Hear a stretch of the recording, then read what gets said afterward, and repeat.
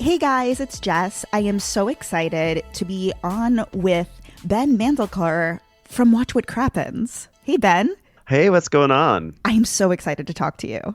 Well, thanks for having me here. Of course. I mean, I'm really in deep with you guys when New York, Beverly Hills, and Vanderpump Rules are on, because those are my top 3 shows, and I'll listen to every single episode you guys produce recapping those shows.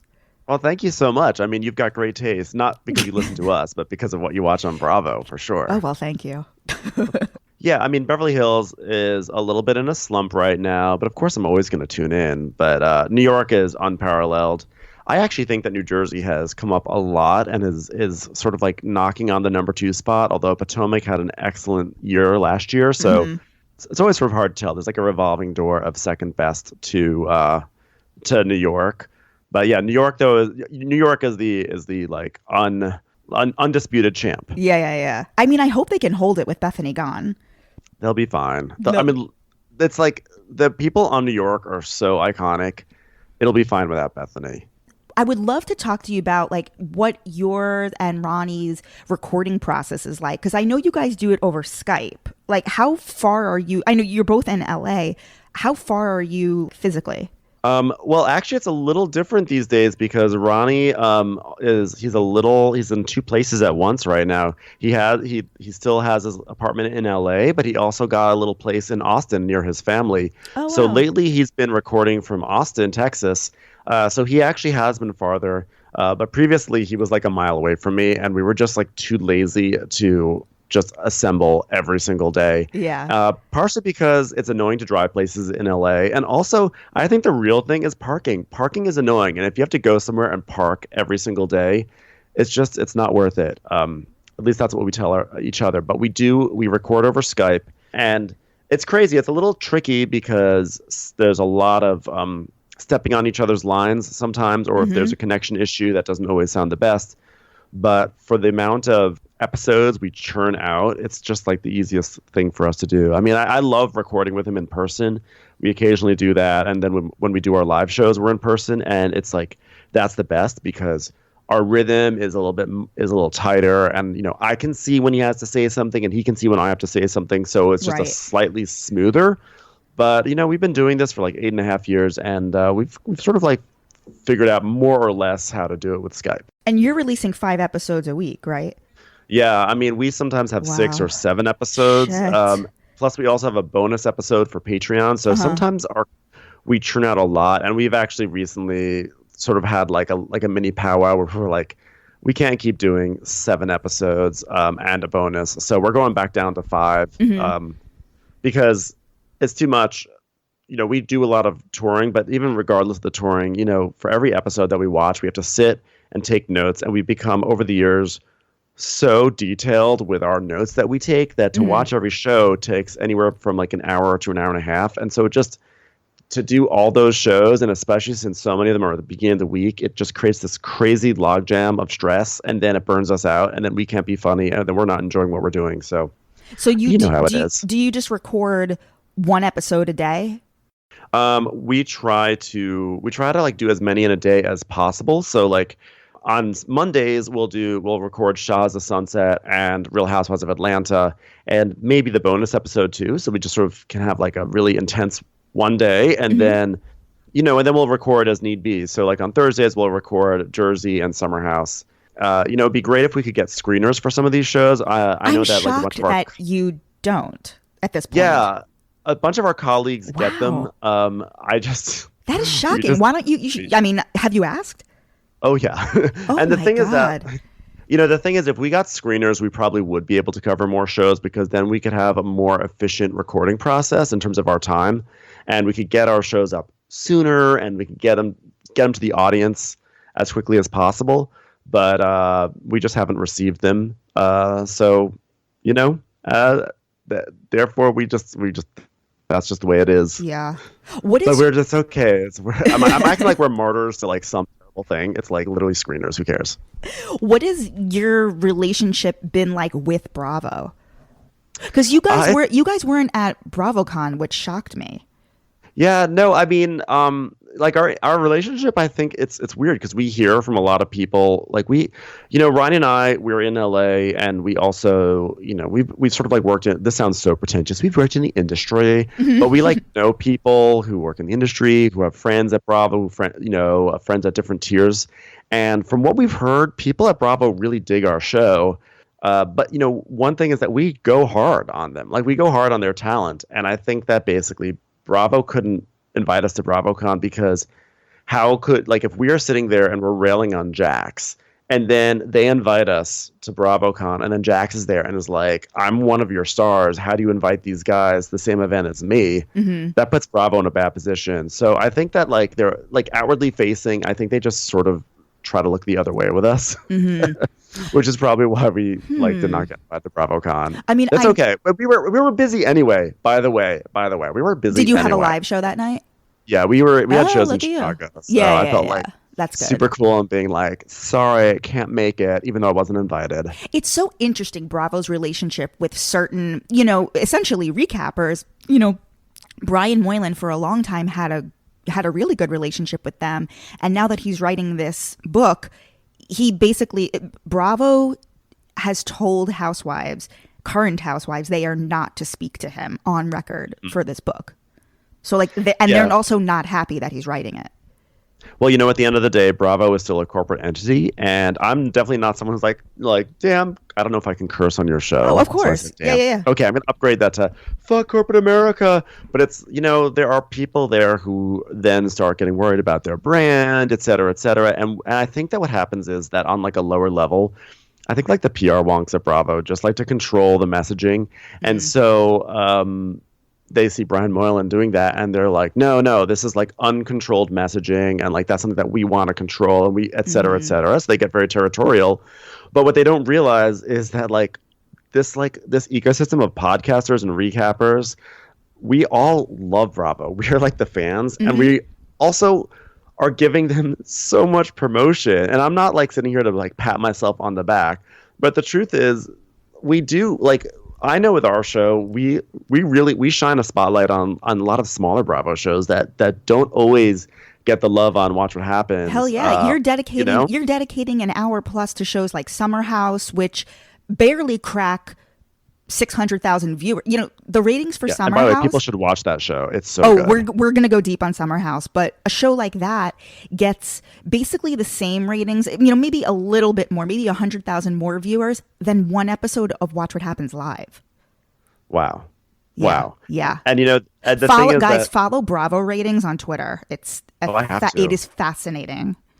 But sometimes I get sad with Bravo when I look at Bravo ratings because sometimes my favorite shows don't do well, and then I get sad and get worried that they're going to get canceled. Well, New York historically has always rated far less than like a Beverly Hills or an OC, and like it's clearly the superior show. It is the best, exactly.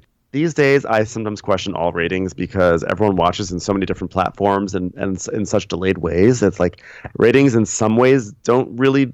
I don't want to say they don't matter, but I feel like they don't have the same potency as they used to. But they don't really tell the full story. I think there's like something to be said for online chatter and who's like discussing it and what's getting people talking in the groups. But either way, like one thing that we're really proud of that we love is being able to show love to some of these shows that haven't had as much love.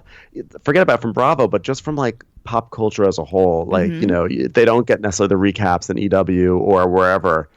They don't get the media coverage, but like we stand for them and we love them. And like at the end of the day, like Watch What Crappens is a total fan podcast, and we just capture what it's like to sit there and watch. And sometimes when you watch these shows, you are like, "Oh my god, I love this show! Oh my god, I love her!" And sometimes you're like, "Fuck him!" Right? I don't think Bravo always wants to hear the "fuck him" part of it, but I mean, what can you do? As Joe Giudice would say, "Yeah, what can you do? What can you do?"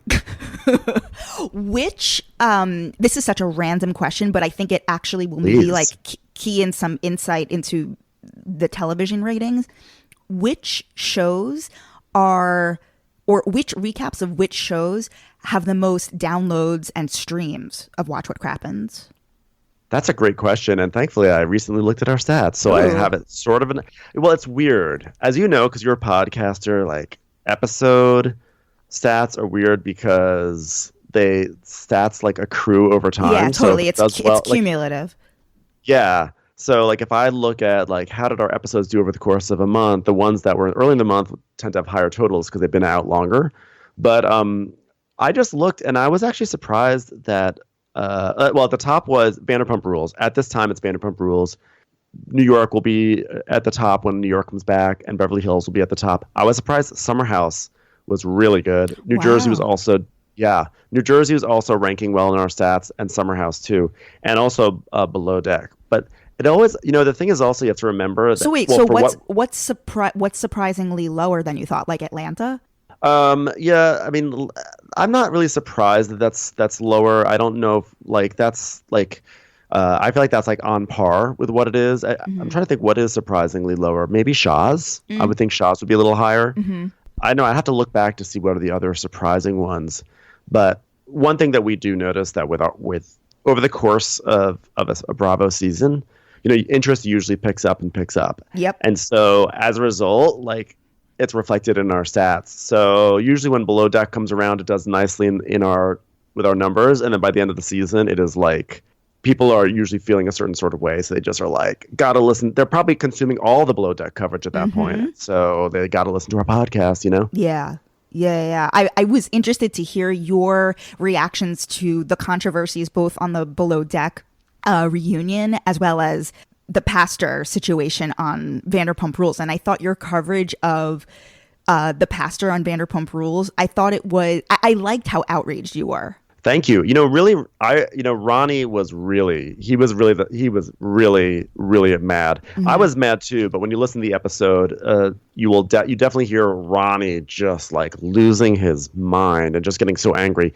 Part of that is because I think Ronnie grew up around that, so it really hit a nerve, and I love that it hit a nerve and that he just said it, and he just was like, "I'm gonna go for the. I have to speak my truth right now," and I was angry too. But you really can feel his rage, and it was so potent, and I think it really spoke for so many people that we had such a great response that episode. I was like, my rage started to really come out the next week when I just got so annoyed with Brittany and Jax just turning everything into like. Why can't you be happy for me? Why can't you be happy for me? This is about to be the happiest moment of my life. Right. I was like, oh my God. People like that to me is like, I cannot stand brides and grooms that act like that. Like everything, we have to bow down to their awful wedding where we're shelling out thousands of dollars for every stupid event that you guys put on the schedule. Which storylines that are like going on right now, I guess, we can throw Jersey in the mix, but, of the shows that are on right now, which storylines or which shows are you super enjoying? Like which ones are like really fun to recap as well as like, watch? You know what? I have to say, I love recapping Summer House because they are so silly in there. And we just have so much fun doing, making fun of Carl and Lindsay and their vapid little romance. It's just kind of like eating dessert. Do you think it's real or like fabricated? I think it's real because my friend was in the Hamptons last summer and said he saw Carl and Lindsay making out in a restaurant like endlessly. And like it was not no cameras? No cameras. Wow. Yeah. But very good scoop there. Yep, there it is. A really, really important scoop for all the world. And then but I just like really enjoy that. I think Summer House is just so good. And Vanderpump Rules, I also feel like Vanderpump Rules is rebounding from a really bad season last year. Me too. I'm thoroughly still not there, but still great. I'm thoroughly enjoying Vanderpump Rules this season. And you know what's funny? This is my first season all in watching Summer House. Like last season, I kind of dipped in and out just to like, understand who Hannah is and stuff. But this season, I'm actually watching every episode front to back. And you're so right when you described it or you likened it to eating dessert. It is a breath of fresh. Like anybody who's not watching Summer House, like I guarantee you will love it. I agree. I think, season 1 was actually really pretty amazing. I loved season 1. Season 2, they kind of fumbled the ball. The vibe was wrong. They made some adjustments. Season 3 was really good. And so far this season is great. I think the casting has been perfect. The vibe is right. And one thing that I've noticed, so we do all these live shows and we recap these Bravo shows, the live shows. And we always try to recap whatever's going on in the week, whatever episodes are going on in the week at our live shows. And last year, when we announced that we would be recapping Summer House on some dates, some people were like, "Oh, not Summer House! Can we get this show?" And this this year, we definitely got people who were like, "Yes, Summer House," and other people were like, "Oh, can we get Summer House? Can we get Summer House?" So to me, that really signifies something in my mind. And I've noticed on Twitter, a lot of influencers and fellow podcasters are really just catching the Summer House vibe. Yeah. So it's psyched. really good. It's really, really good. What do you think of this chick, Jules? Not to be confused with Jules Weinstein, who just got arrested in Florida. Or to be confused with Paige, who Jules is impersonating. Right. I'm okay with her so far. We've been making fun of her about being so thirsty and trying to be like Paige, and the whole thing about how she can't find a subway that doesn't have Apple Pay, so she's not taking the subway was where did they find ridiculous. Where did they get her from? I think it's very weird.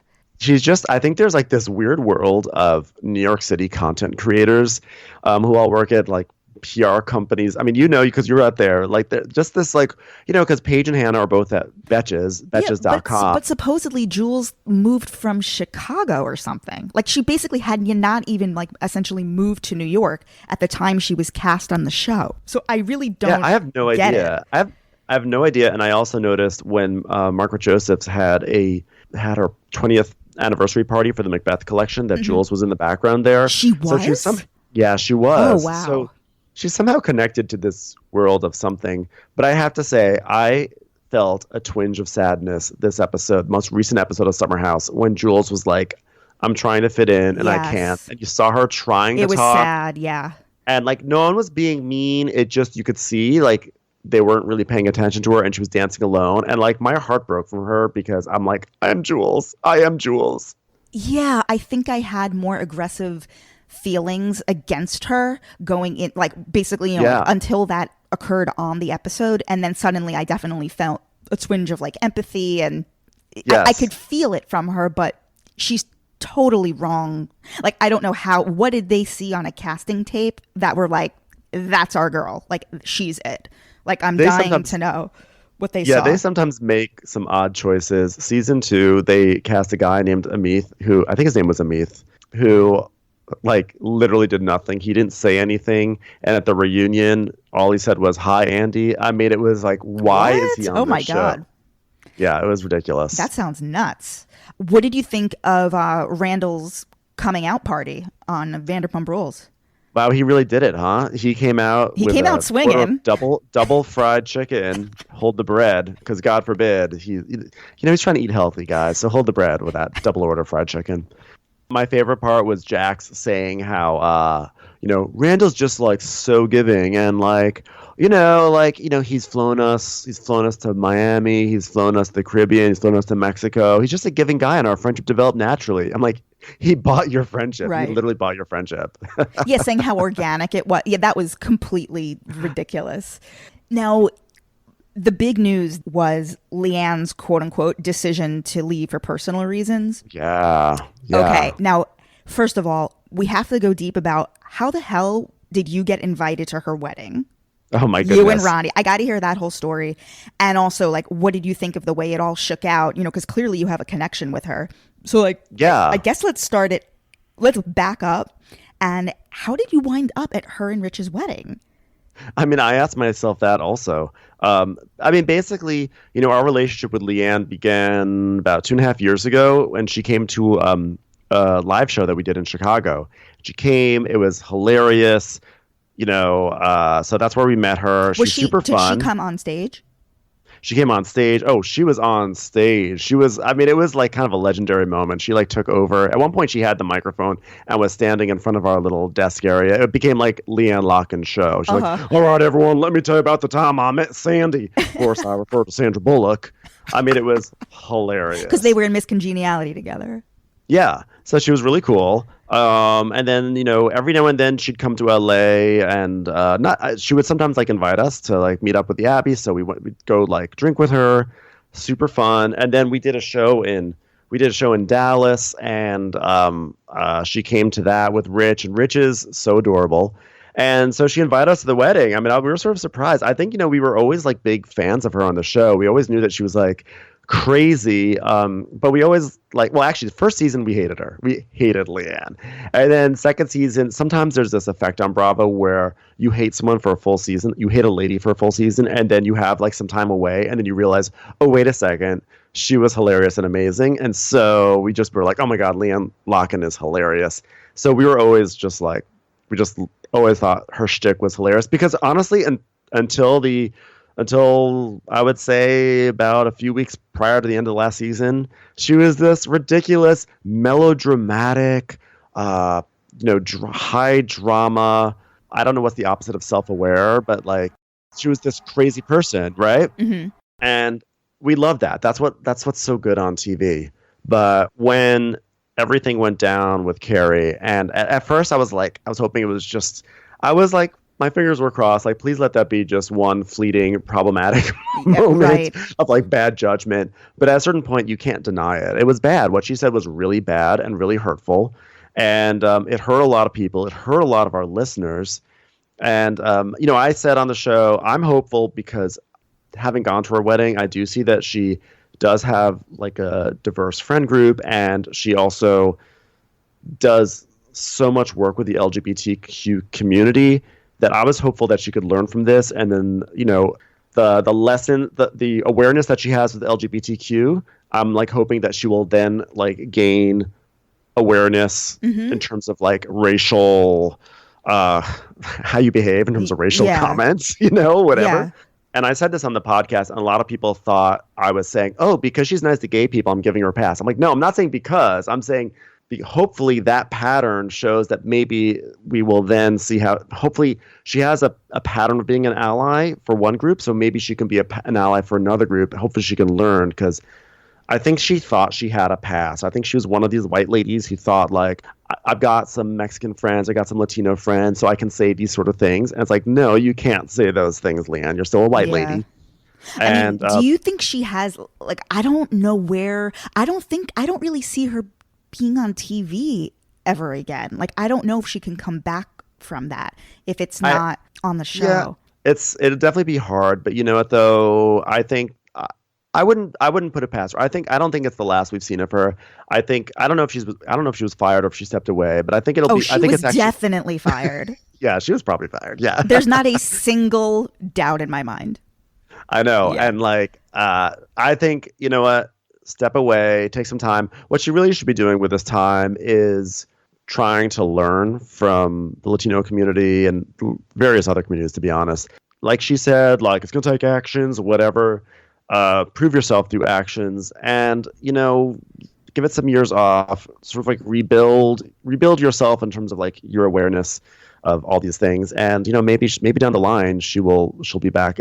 It's hard. It was really bad. I was very upset as like, it's weird. I was upset as a fan and as someone who knows her. Yeah. I was upset because as a fan, I'm like, I love LeeAnne Locken on these shows. And I felt like, man, like, I have been a cheerleader for you on this show, and I kind of felt really let down.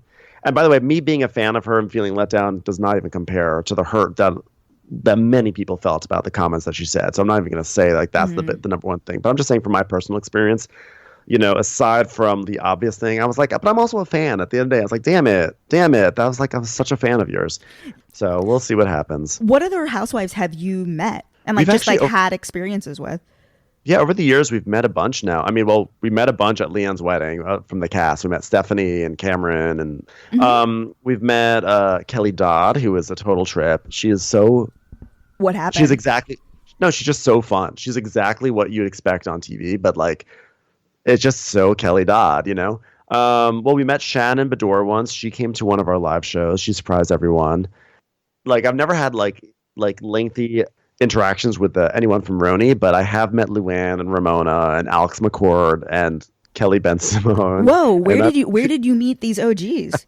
Alex McCord, that's a deep cut. I know. It was a long time ago. Alex McCord and I used to follow each other on Twitter, and it was like the jewel in my crown back then. It was like Alex McCord and Blair Underwood were like the two celebrities who followed me, and I was like, oh my god. So she came to LA. Like we would like tweet at each other back and forth here and there, and so she came to LA on a press junket with Ramona and LeeAnne, and I tweeted at her something like, "Oh, you're in LA," and she was like, "Yeah, I'm eating at the Ivy." I was like, "Oh, cool." I go, "That is so funny. I'm eating at the Newsroom Cafe across the street today," which was a full lie. Yeah. I was not eating. So she goes, "Oh my God, stop by afterwards." I was like, "Okay, sure. How funny that this worked out." I mean, I've fully lied. So I drove over, and then I drove over to the Newsroom Cafe. I parked. And then I walked by the famed white picket fence, and I saw Alex McCord. I was acting like I was just walking to the newsroom, and I looked at her, and she's like, "Oh my God!" And I waved like, "Oh my God!" Like, how funny is this? It was like the most intentional, like what a stalker thing. So she waved me in, and I came over, and she was sitting at a table with LeeAnne and Ramona, and coincidentally, Kelly Ben Simone was the next table over. So she introduced me to everyone. Ramona was very frosty, which was amazing. LeeAnne was frosty too, because this was her in her like countess days. So is this like season like 3? Like what year is this? Yeah, it was around. I think it was like just after season 4. It was actually after LeeAnne, when LeeAnne and Alex really they hated each other, but for some reason they were stuck in this table together at the Ivy. So it was really a dream come true. That is amazing. And so did you actually like sit down and have like coffee with her or something? No, what I did was I wound up standing awkwardly over the table while Alex was trying to talk to me and introduce me, and like no one cared, and it was so strange, and it's the Ivy and there's famous people there, and I felt very awkward. So after about like 2 minutes I was like, okay, well I gotta go meet my friends at the newsroom. Oh my God. Which was a lie also.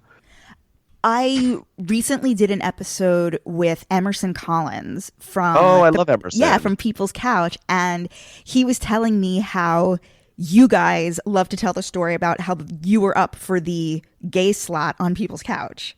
Oh my God. So so when they were first casting for People's Couch, they were approached. And basically it was a Skype. They said, "Listen, we think you guys are great. What we want to do is we're going to send some producers over, and we're going to give you guys a reel to watch." How did they find you guys, though? I think they just knew about the podcast. Oh, so Watch What Crappens was a thing already. This was actually the first year of Watch What Crappens, because this was when we used to have a co-host named Matt Whitfield. And so it used to be 3 of us. And so the production company was like, "Listen, what we're going to do is we're going to send a camera, and we're going to send some producers over, and you're going to watch some TV, and we want you guys just to react to it." So we're like, "Great. Well, like, we've got this down. This is what we do. We have a podcast. We're gay." So they come over, and we start watching. They turn on the TV, and they're like, "Okay, just react." And we went fucking nuts. Like, we were like, it was like 3 people on crack, like, "Oh my God, look at that. Oh my God, that's ridiculous. Look how way she looks. Like her dress is out of control. Oh my God, she got to control herself. Ew, she just got stabbed." Because they were like showing like Game of Thrones, and they were showing, they kept on clipping, and then all of a sudden it was like my 600-pound life. We're like, "Wow, she's heavy." You know, it was like, we were so on, and they just wanted like more of a natural people watching TV. And we went so far on that it was pretty obvious that we were not going to get that job. Oh my God. Because I was saying to him, I actually didn't realize that Watch What Crappens had already started. I was saying to him how, if you think about it, People's Couch was basically at the inception of all of these recap shows. Not only the podcast boom, but also, Brian Moylan's job and Molly Fitzpatrick, who do the recaps for Vulture. And before that, it was Julie Klausner, who made an entire career out of it. Well, actually, Ronnie and I, our background is in TV blogging. So back in 2004, my friend and I started a website called tvgasm.com, which was recapping TV shows. And really at that time, it was like you either went to EW.com or you went to Television Without Pity. Oh, yeah. I used to read Television Without Pity. That was Remember that? Oh, yeah. Yeah. And so we found this great space, our lane for ourselves, where we could be raunchier than EW could be, because EW, is like EW. Corporate, yeah. But we didn't have to be as, like, Television Without Pity, their recaps were literally like 20 pages long. So we found like somewhere like right in between. And so my friend and I started that website back in 2004. And then Ronnie came on as a writer, I think in 2007 or so, 2006 or 7. And it was really because we had we had a track record in with blogging that we were able to sort of start a podcast with any sort of audience at all. And so we owe everything to TV recapping at the end of the day, which I know is not really anything you asked about, but I just felt like having an Oscar speech. Thank you to the Academy. No. That was a great TED talk. I loved it. Yeah, guys. No, that's I just really love interesting. talking about myself. So what happened to TV-gasm? You just got rid of it? Well, what happened was that we, so my friend Joe, we actually sold it to Bunim Murray, and back in like 2000. Holy shit! Yeah, that was back in like 2005 or 6 when everyone was like blogs. How much did they pay you for it? It was like a nice amount, but it was definitely a surprising thing. I don't think people were really bought. I think they just got very excited. We lucked into it. Okay, Wow. There was no reason why we should have been bought, and basically, it was interesting because part of the buyout included that we would be salaried for a year. So like our buyout was also a salary, and so my friend and I were full time blogging. And so we did that, but we had like a supervisor who really wanted some questionable changes for the site that we weren't into, and then there was some friction and yada yada yada. I mean, Bunim Murray was great; like I loved them, but we just had like someone who was there who was like not the best. And ultimately, so after a year, after our contracts were up, we both were like, we're gonna leave or do our own separate things. And what happened was Ronnie actually wound up inheriting TV-gasm, and he kept it alive for a few years, but I don't know if they knew what to do with the site, and I think blogging was already on its waning out. So they ultimately Bunim Murray wound up shelving it, and I think it's like taken down, gone. Wow. So, oh well, but it was really fun while it lasted. Back in the day, you know what? It was sort of like when I was in college. This is a while ago. This was like 2001. I had a website where I would transcribe. I was super into SNL, and I was at NYU. And so I would go over there, to 30 Rock every single weekend. And so I had like a relationship with the whole cast. So like, and this was at the time, it was like Jimmy Fallon, Tina Fey, Amy Poehler, Maya Rudolph. And I would like make tons of friends that way. And through like other fellow essential like stalkers, who would we knew exactly. Yeah, like we knew exactly what time to go on Friday night, what time to go on Saturday morning. Like they all come in at 11 if you guys want to do this right now. I might, because yeah, you might. I grew up on SNL, so I might do that. You know how everybody has like their cast? Which was your cast? My favorite cast was the late 90s when it was Will Ferrell and Cheri Oteri and Molly Shannon. It was basically when they got rid of all like the quote unquote bad boys of SNL, and everyone was all mad. Yeah, everyone was all mad, and then they brought this new cast in, and they were so funny. But people were like people were still down on them at first because people don't like change. But I thought they were amazing out the gate. They were just so good. I totally agree with you. So the reason I brought up this Saturday Night Live story based on your story of recapping. So at that time, I created a website called fallonfay.com where I would transcribe what I thought were the best update jokes that week. And I think at that time I was also capturing the video. I remember I had this is before there weren't even, I remember I was using I had 2 VCRs connected to each other, and I would record the video and then upload it to my site.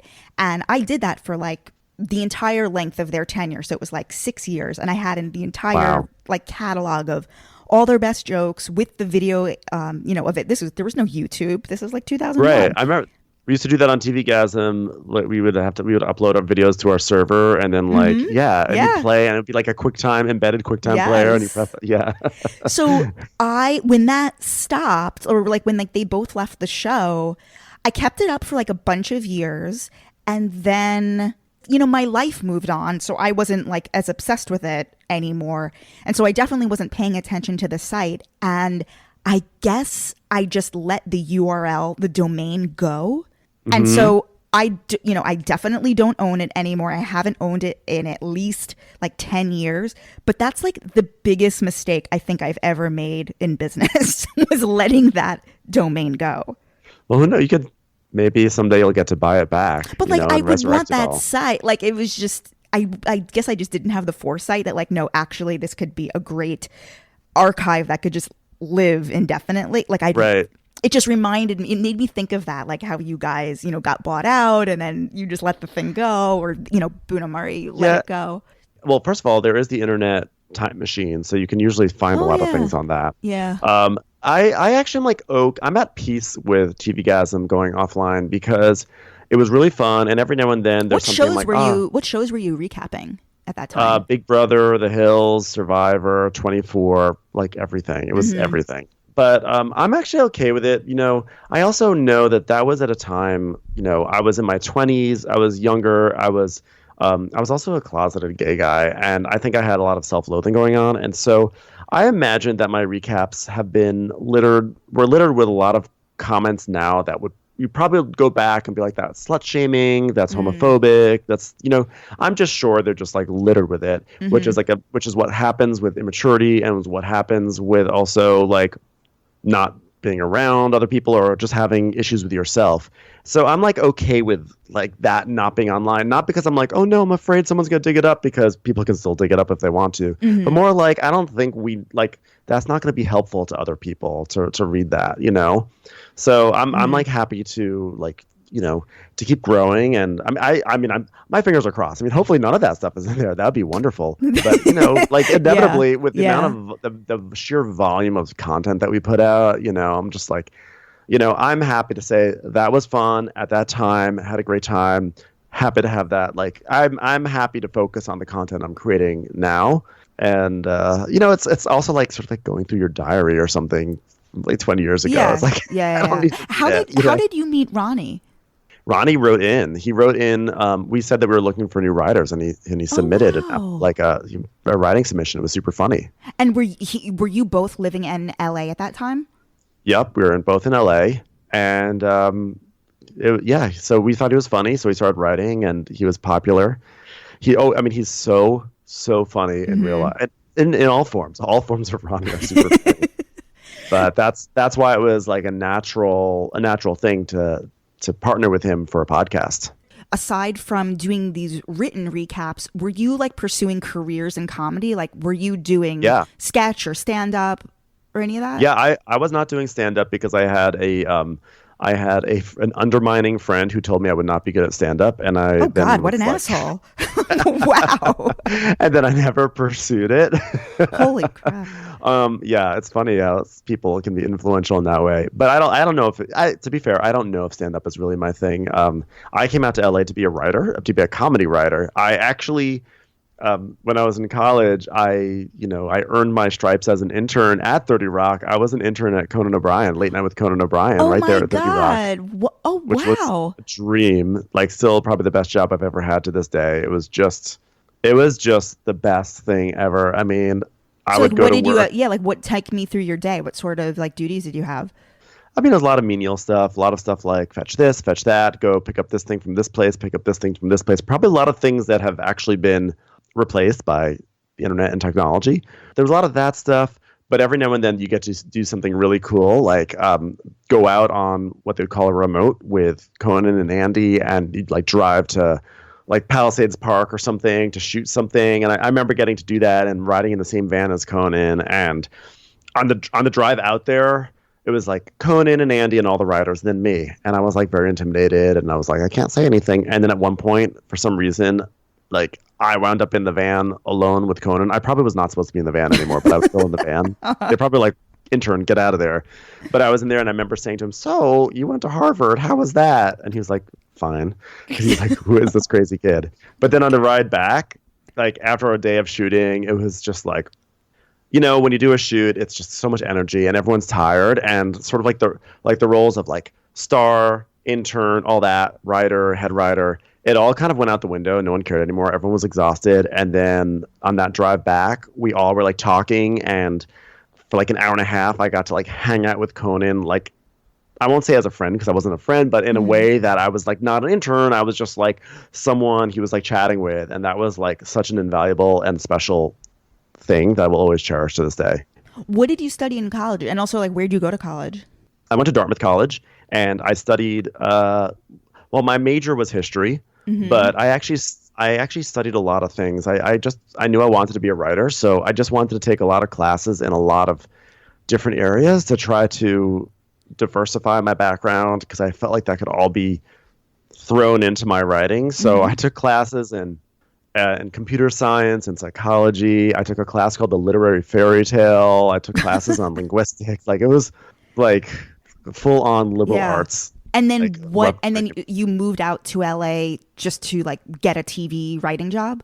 Yeah, I moved out in 2001 after I graduated, and I was hoping to eventually be a TV writer, and so I got a job as a PA on a show called Andy Richter Controls the Universe. So totally coincidentally, I wound up working with Andy Richter again. And by the way, Andy Richter is so nice. He's so cool. I mean, Conan was cool too, but Andy was so cool. So I was a PA on that, and then I wound up being a writer's assistant.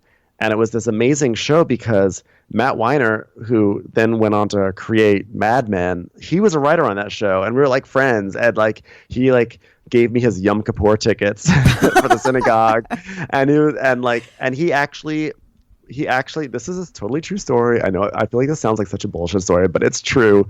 He gave me a copy of Mad Men to read back in 2002. Oh my and he's God! Like check out the pilot. Episode? He's like, I want to know what you think. And I read it, and I was like, yeah, it's okay. Oh my God!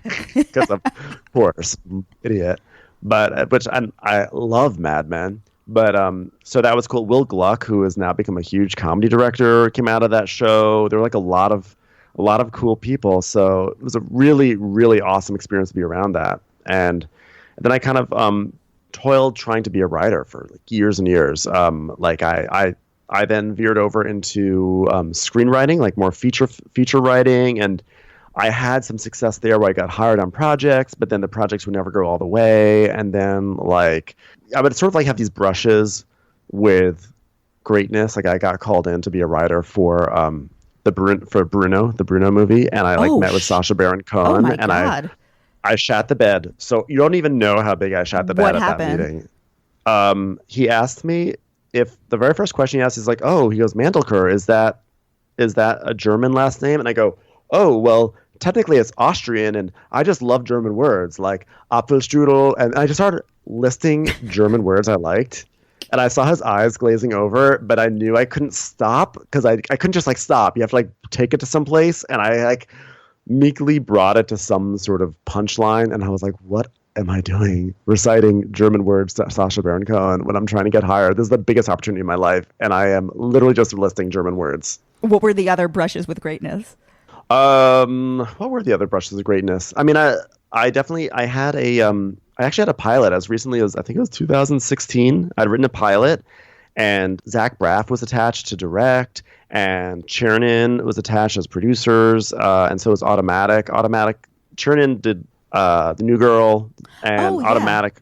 Yeah, and Automatic I think was like involved in somehow involved with La La Land. So it was this like really amazing package, and it was like so cool. We're going into different all sorts of various networks pitching this story with these high profile producers. One of them was just nominated for Ford versus Ferrari or whatever. Ferrari versus Mustang. Yes. You know, whatever. Ford versus Ferrari. Yes. Ford versus Ferrari. They like when at the Oscars, they're like, when they rattle up the names of the three producers, one of them was the producer of my show. I was like, oh my God, I love her. I can't believe that she's like, so what happened with the show? Well, I mean, like everyone was like, we love this show. Everyone loved it. Right. Everyone loved it. And it was, by the way, and so cool. I was like with Zach Braff going into rooms and like hanging with Zach Braff, it was like so cool. And then it was a really fun idea. And then ultimately no one bit. And I don't know why. It's just Hollywood. And, that's sort of the story of my entire writing career for the past like 15 years. And meaning that anything getting made in Hollywood, it's like a miracle, because there's so many things that you just can't anticipate. Like I was hired to rewrite this old Rodney Dangerfield movie called Easy Money. I was hired by MGM Studios to rewrite it, and I had to like meet with his widow, Joan Dangerfield, and so I had to win her over. She loved me, of course, because I could play the nice gay boy card, even though I was still in the closet. Well, I may have been out. I don't know. I think I was still in, but I could still exude nice gay boy, nice gay Jewish boy. Yes. By the way, so many layers of niceness, and won her over and everything. And then like it was like the writer strike, or no, actually in that case there was an issue between MGM and the Dangerfield estate. And then I had another thing that I was doing with like McG, and that was going forward. And then McG got Terminator Salvation, and the writer strike hit. It's like there's so many external things that happen. So I always felt like I was always on the cusp of something. And to bring it back to podcasting, after the pitch with Zach sort of ran its course, that's when Crappens really started to go to the next level. That's when we started to tour and everything. And that's when I was like, you know what? I love writing and I still want to write, which is why I have like a little YouTube cartoon that I do about the Real Housewives. Yeah, the Real Housewives of Kitchen Island. Yeah. Yeah, the Real Housewares. Housewares. My apologies. Yeah. But I was just like, you know what? Like I want to do like right now, this podcast is so fun for me.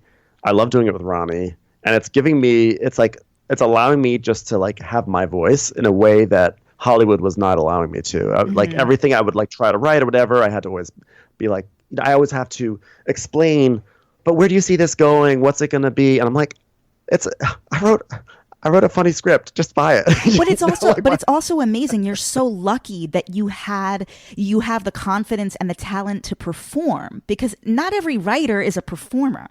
And you happen like when did you figure out that you could actually perform? You know what? This is all tying together because honestly, I learned a lot of it from Conan O'Brien because when I was an intern there, he was a writer performer.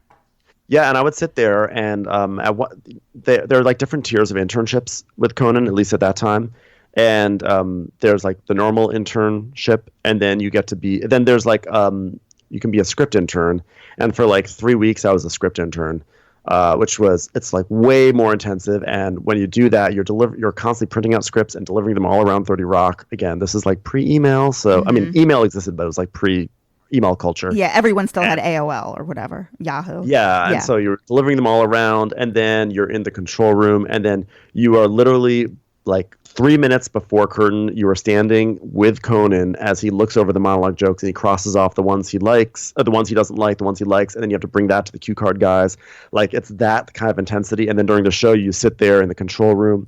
So you just have this amazing access. And I remember, and even regardless of that, you could just watch, you would see rehearsals every day. It would be on the closed circuit thing. And I would watch the way Conan would take a joke and just build on it and build on it and build on it and like never let it go, which is why probably I drive so many comic bits on our podcast to the ground, because when it works, it's so fun when you just take a bit and just go to the extreme with it. And when it doesn't work, well, Right. It doesn't work. But so I have to credit Conan O'Brien for so much of that. And is like the talent that you both have for improv, is that just like, did you ever study improv or part of like Upright Citizens Brigade, or you just figured it out? I always wanted to. Ever since I moved to LA 20 years ago, or nearly 20 years ago, I was like, I want to take an improv class. And I never did. I took an improv class in sleepaway camp when I was in 9th grade. So I don't know, maybe that just laid a really good foundation. Now you can teach it, my friend. You guys are the masters of improv. You are very kind, but I actually think I still want to take a class because I think there's like a lot I can learn about listening techniques, which is really important. Sometimes, because I do feel like I'm a writer at heart, which sounds so pretentious, but sometimes I'm like in my mind, sometimes if I see myself crafting a joke in my head, I'm like not present, and then I miss something, and then I just don't land my jokes. So I still have to like learn to like listen, which is like the worst. Who wants to listen? But either way, I will say though that the podcast has really changed my life, because I was for so many years jumping through hoops for producers, development executives, trying to prove why I deserved a shot, trying to prove why I'm funny, why they should hire me, why I should be part of the writing room, why someone should see my vision, and like having to constantly prove myself to someone who is going to be fired a week later. And, going through all this work of having like bending over backwards for people and adjusting pitches, et cetera, for someone's whim. And to finally sort of like put that to the side for the moment and just focus on what Ronnie and I do and be like, we're just creating content and we're delivering it directly to an audience. And it's been so satisfying. And I still would love to write. I still would love to have a big old writing credit or like a movie or something like that. But I'm going to let it be on my terms. Why do I have to bow down to some random person, right? Like I'm feeling very empowered now in this podcast. So you guys have to watch, like every single, or the one, pretty much every single show on Bravo, or at least like the headline shows. If you could eliminate one from the deck, just to lighten your load, like what is a show that you would not be watching for fun if this wasn't your full-time job? Ooh, that's such a good question. It's so hard because sometimes there was a period of time where I would have said that about New Jersey. I would have said, I'm not going to watch New Jersey. Yeah. It's just terrible. But now it's amazing. The shows ebb and flow. Sometimes I think Married to Medicine, because I feel like Married to Medicine usually starts off really well, but then it kind of sort of just settles into this groove of, hey, it's couples, and we're all going to go on a couples vacation and talk about stuff. And I'm like, ugh, I have to watch another couples vacation. It just sort of always winds up going in the same direction every season. But even Married to Medicine, I would still watch. It's hard to kill your babies. And like, if you could bring back any canceled Bravo shows from the past, like, what do you wish like was still around? Well, since you didn't say any one canceled one, I'm going to give you a few of them. Oh, please. Real Housewives of Miami deserves another shot because what's better, Miami or DC? Because I actually haven't seen either. Oh, Miami. Okay. But I like DC too, to be honest. Yeah, I was. For some reason, I'm really intrigued with DC. Like and also because it's just one season, it just feels so manageable. I think I would love it. I may just I enjoyed it. It was a little kooky. But I think Potomac is essentially a reboot of DC. I think it's the same area, and I think they just wanted to call it something else. Yeah. Miami, season one was good. Season 2 was amazing. One of the best seasons on Bravo ever. Season 3 was good, not great. It should have been stronger. Joanna Krupa stopped drinking. She started producing herself, which was not good. It definitely deserved another season. Also because so many of these franchises are kind of based off of stereotypes, right? Like New York, when it started off, was sort of like the like stereotypical like New York Jewish women kind of thing. Orange County is like blonde women, right? Like they all have a thing. And it's not to be like, oh, I want to see more stereotypes, but I do think like why not like let me rephrase that, because it's not about stereotypes. It's more like they center around a certain type of group, right? And why not like give us some Latino representation? And what are like your like top 2 favorite Housewives shows? New York, 100% New York. And then the other one is, there was a period of time when it was an easy call for me with Beverly Hills, but Beverly Hills has not been great the past few years. God, Potomac was so good. I have to talk it out. God, talk it out. Potomac was so good. Dallas has been really great, but I'm a little concerned for its future. And New Jersey has been on fire. Right now, it might be New York and New Jersey. Maybe we'll give like top 2. Who do you think are the greatest housewives of all time? I have a very distinct answer for number 1, and it always pisses people off. But my favorite of all time is Countess LeeAnne Locken, because I agree with you. Thank you. Yes. I mean, this is a woman who she was like a countess, like a stiff countess who released books about class and etiquette, and then she fucks a pirate. Yep. And then she and then now she goes to jail. She breaks out of handcuffs. I've never even met anyone. I've never heard of that. She got out of her handcuffs. She goes to jail. She becomes a cabaret star. I mean, it's just such a bizarre. She has the wildest trajectory. Yes.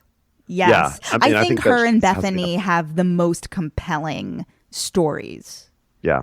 Bethany. Well, what's great about Bethany is that she is very raw, and she does let us in, which is the mark of a great reality star. The ones who don't let us in, like Joanna Krupa or some of the ones on Beverly Hills, to be honest. The audience can pick up on that, and the show suffers because of that. Do you have a number 2 aside from, say, like Bethany? Like, so like if LeeAnne's number 1. No, It's really, really hard who my number two is. I do love Ramona Singer too. I hate to pull from the same show, but I love Ramona Singer. There was a period of time when I would have said Lisa Vanderpump also, but I think Lisa's sort of become a little stale and crusty. I mean, I'm still on her side. I still love Lisa, but I think she's no longer. She might not even be top five anymore. I mean, New York sort of between Ramona and Dorinda and Bethany and Sonia. It's hard to have room for women of other shows. And what are you most looking forward to, like going into the next round, which will be like New York, Beverly Hills, Potomac? Like, what are you most excited to see play out? Just New York. New York is just, it's so good. It's just always good. And what's good for us is that it's so fun for us to recap. Any show that's easy for us to recap is always a joy, because when it's a show that's like not easy to recap and you're trying to make jokes and that you just know you're not making good jokes, what makes it easy to recap, or a show easy to recap, or like difficult? And like maybe like give examples, like which shows are easier versus more difficult. So New York and New Jersey so far and Summer House have been really easy to recap for me because they're distinct characters. When there are distinct characters, it's like storytelling. If there are distinct characters, it's easy to come up with jokes and improvise what they would say, right? And they also have such unique, yes, their voice, in their characters, but also their literal voices in New York and New Jersey. Yeah, they're so you can run with the impersonations. Exactly, and New Jersey has really, risen to that. Dolores is very distinct from Teresa, is very distinct from Margaret Josephs, who, by the way, I also love. She might be a top fiver for me. They all have like a different Jennifer, like who is like a monster, but like distinct voice, distinct personality, distinct POV. It makes it easier to make the jokes. Like one show that can be Below Deck, for instance. God, I love Below Deck, and Kate Chastain and Captain Lee. To go back to what you asked before, they are two other Bravo celebrities that we've met, and they are so awesome. Love them both. That one could be really tricky because also those Below Deck, there's so much cross-cutting and there's so much happening per episode. It can be hard to get into a groove of like building a scene like through jokes.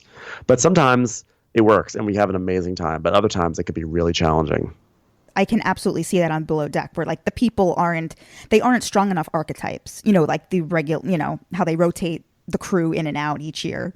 Yeah, and sometimes what happens is in the beginning of a season of Below Deck, it's hard to find the jokes because we don't know the personalities very well. But by the end of the season, that's when like the inside jokes have built up, and then we are able to be like more reliably funny with our jokes and our commentary. Ben, I have loved chatting with you. I love your whole story. Likewise. Interning at 30 Rock. Where are you from originally? New York. I'm from Westchester, New York. Oh, yeah. Wow. Oh, okay. Oh, is that where you're from? I'm from Long Island originally. Went to college at NYU, and now I live in the city. Yeah. What year did you graduate NYU? 2004. Oh, we are. Well, technically, I mean, I graduated Dartmouth at 2001. So, I just met someone who went to NYU who graduated 2004. Gosh, who was that? I met them this past week. I'll have to see if you guys know each other, if I can remember who it is. Yeah, oh, well. Find out where they live. Yeah, I'm addicted to it. Thank you so much. Where everybody, obviously, they know to find you at Watch What Crappens. Where can people find you online? Me personally, I'm at Ben Mandelker on Instagram and Twitter. Please give me a follow because I have these like superficial goals of reaching like, do you want to be able to can you swipe up yet on Instagram? I can swipe up. Okay, I can swipe up, but I just like I want to get a blue dot, basically. Well, wait, you know that you can it's something that you request. Unless you're Jennifer Aniston, you literally just like you fill out a form, you have to send in your ID, and then that's it. I've literally done it like 3 times, and been rejected. They keep saying you're not notable, and it's like maybe now that I've done this podcast, maybe I will have elevated myself. But maybe it's like a constant. Like it's devastating when you get that email. You're like, I am not notable. I am not a notable person. It's a totally superficial, vain thing, but I want a blue dot more than anything else. So but for real though, I'm at Ben Mandelker on Twitter and Instagram, and I guess I should show also that we do live shows. I've been sort of mentioning it. We are like on tour through June, and then we're taking a long break. But we're going to all sorts of cities, and we are doing some really big shows in, we're doing the Wilbur in Boston, and we're also doing the Lincoln Theater in DC. So those are like our biggest venues we've ever done. So we're trying to definitely like get people in those seats, because when there's like a packed audience, like the energy is just unparalleled. So, we already have sold actually a large amount of tickets at both those places, but we still want to get people in there. So come join the party. Venues that our very own Countess LeeAnne has performed at. Yeah, I mean, yeah, we have definitely intersected with Countess LeeAnne a few times at those venues. We both played the Gramercy Theater, and it was such an honor to be in the same green room where LeeAnne kicked out her castmates. I have to prepare. I mean, who do they think I am? Just some 2-bit dog and pony show. No, I've got a cabaret show. Get out of my dressing room. You guys are the best. Thank you so much. Thank you so much. This was lovely. All right, you guys, you can follow me, Jess XNYC, and we will see you soon.